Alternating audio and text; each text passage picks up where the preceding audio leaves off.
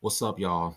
Welcome to Flames Reaction Channel. So today's video, I'm getting ready to react the New York legendary Nas. And with that being said, make sure you hit that like, comment, and subscribe. And let's go ahead and dig into this video. Check out Nas and some of his greatest moments of hip hop.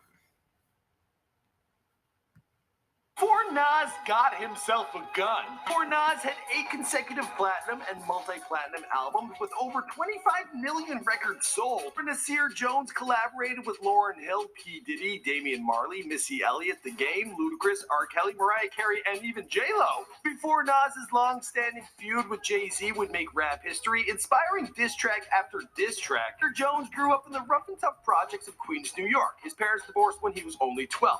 Now, the guy wasn't that into school, but he had a thirst for knowledge and began reading about different cultures and religions. His high literacy level and poetry got the attention of those in the hip-hop scene, and soon enough, well, that was enough of an education for him to get involved in rap. He was also involved in gang culture, but the bigger passion was his thirst for music. He came up in the East Coast scene amongst rap legends, including Notorious B.I.G. and Jay-Z, but when Biggie was killed in '97, it led to a battle for the throne between him and Jay-Z, becoming one of the greatest rap feuds in history, and it's widely disputed, but the word whispered around is that Nas, he won.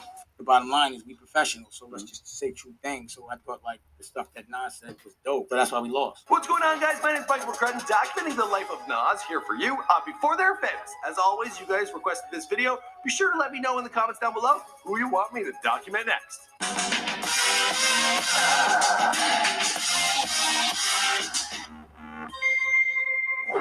Nasir bin Ula Dara Jones, on September 14th, 1973 in Queens, New York. Nas is the son of a musician, Ula Dara, and postal service worker Fanny Ann Jones. His home was the Queensbridge Houses, one of the largest housing projects in the world, notorious for its gang culture and flying bullets. Also the home of hip-hop pioneers Marley Marl and MC Shan. Nasir's father was a musician himself, and his son Nasir started playing the trumpet at the age of 4. He began writing rhymes as young as 9. When his father wasn't traveling, pursuing his own musical career, he would foster his boy's talents. As a child, Nasir also wrote short stories about his life in the projects and conceived his own comic books and screenplays, taking inspiration from the films of Martin Scorsese and George Lucas. While learning jazz music, Nasir slowly switched this direction to hip-hop after a neighbor, Willie Ill Will Graham, played some records for him. Yeah, he was hanging out with Ill Will. His father was of the Yoruba culture most prevalent in Nigeria, and it inspired young Nasir to start learning about alternative religions for himself. He certainly looked up to his father, but then his parents, they would go and get divorced. He dropped out of school in the 8th or 9th grade, and he traded the classroom to spend his time on the street, hanging out in the rough and tough area of Queensbridge. And he learned a lot of things there, like not to get involved in heroin, because people, they were shooting up right on the street. His experiences flirting with danger on the streets, combined with his endless thirst for knowledge, well, it helped him characterize his rhyming style. Seriously, this guy would read the dictionary like it was the Bible. When he was a teenager, he enlisted the help of his best friend and upstairs neighbor, Willie, as his DJ. Nasir went by the nickname Kid Wave before adopting a more common alias, Nasty Nas. And then, well, he dropped the name Nasty. In the late 1980s, he met up with the producer, Large Professor, and went to the studio where Rakim and Kool G Rap were recording their albums. When they were not in the studio, Nas would go into the booth and record his own material. Nas's sudden impact on hip-hop came in 1991 when he guest collaborated on a song titled Live at the Barbecue with hip-hop acts Main Source, Akinyel, and Fatal. It was these 16 bars that made Nas forever remembered as the birth of a hip-hop king in the making. So where Nas's rhyming was widespread, critics and listeners were raving over the verse. Many were mesmerized and dared to compare Nas to a hip-hop legend of the past, Rakim. Later in mid-1992, Nas was approached by MC Serch of Third Base, who became his manager and secured Nas a recording deal with Columbia Records later that year. Nas got an opportunity to showcase his talents as an artist to a broader audience when he was tapped to perform Halftime, a soundtrack for the movie Zebrahead. Through this track, his rhyming skill received even more attention from the hip-hop community. In 1994, the same year, his ex-fiancée, Carmen Bryant, gave birth to his first daughter, Destiny. He released a debut album called Illmatic. Yeah, you might have heard of it, because it rose to the number 12 spot on Billboard Hot 200. There's a lot of friends of mine have albums that came out around this time, and for some reason, there's a difference. Like, I'm really proud of this. The stuff I'm talking about on there is relevant today. The album featured production from Large Professor, Pete Rock, Q-Tip, N.A.S, and DJ Premier, as well as guest appearances from Nas' friend AZ and his father. Made it several singles, including The World Is Yours, reminds me of Bane, Oh, the city is yours. It also had It Ain't Hard to Tell and One Love. MTV called Illmatic the first classic LP of 1994. Some of the best producers in rap work on it. I was lucky. So Nas was off to a great start, but Columbia Records started pressuring him to work towards more commercial topics. They were telling him, you gotta be more like Big Papa. So Nas, he then released It Was Written, which was his attempt to be more commercial.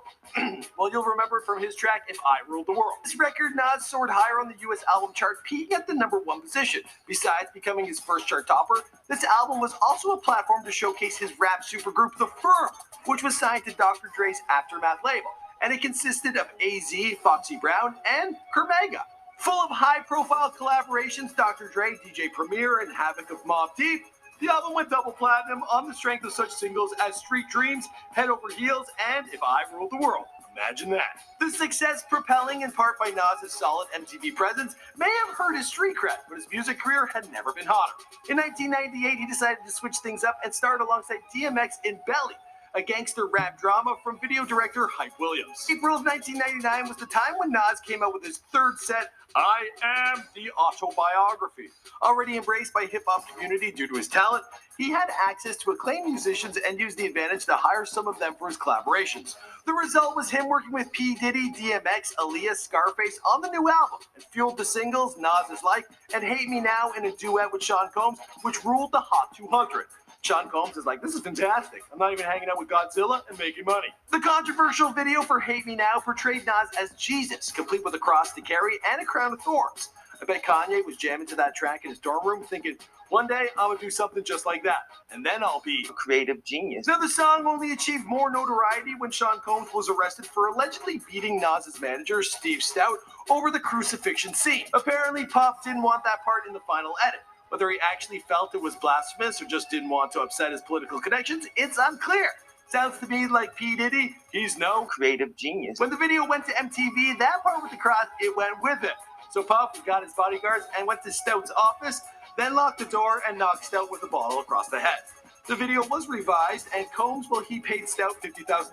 Then charges, they were dropped. But all of this controversy, all of this turmoil, it only brought more success to Nas. He released I Am materials under the new title Nostradamus. But after a while, he scrapped that plan and decided to fill it with all new tracks. This sudden change meant the album had to be rushed to meet a November release date, and the rushed album failed to do nearly as well as the ones before. And Nas, well, he learned from his mistake. Ever since the murder of Biggie Smalls in '97, up-and-coming rappers were battling for the empty throne on the East Coast. One of Nas's greatest rivals was Jay-Z. The highly publicized feud became known to the public that year with the track Takeover, where Jay-Z criticized Nas by calling him fake and his career lame. He responded with Stillmatic, released in 2001 with the single Ether. The song, he compared Jay-Z to J.J. Evans from the sitcom Good Times at Cigarette Company, also mascot Joe Camel. He also called Jay-Z out on rocking Hawaiian shirts and taking Taibo classes. He got him really good. The New York Giants traded insults for years. It was a turbulent time filled with headline-worthy drama that influenced Nas' provocative but wise lyrics and masterful flow. Nas continued with God's Son in late 2002, where he explored such themes as religion, violence, and his own emotional experience in his lyrical content. Kellis, Tupac Shakur, and Alicia Keys led their vocals. Saying the R&B and hip-hop album charts, the set couldn't crack the top 10 of the Hot 200, climbing to only number 12. Some critics blamed the failure on the production chops, and the others, well, they stated it had too much of a commercial feel.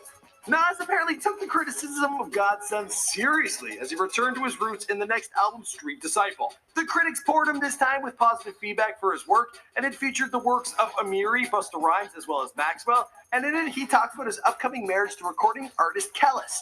Yeah, that time she was ready to bring all the milkshakes to his yard.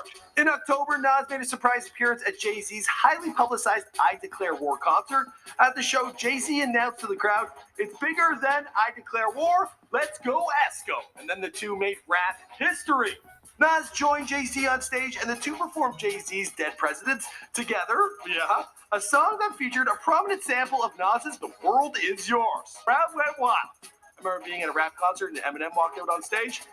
No one saw it coming. I nearly shit myself. The two New York Giants had reconciled the long-standing feud, and Nas signed with Def Jam Recordings. Yeah, Jay-Z signed Nas in January 2006, and the signing included a payout of $3 million. I suppose if you can't beat them, own them. The rest of the story, well, you know the story because this is Before They're Famous. My name's Mike McCrath. Thanks for checking out my personal channel. I do also. All right, y'all. That's it for this video. I'm out. Peace.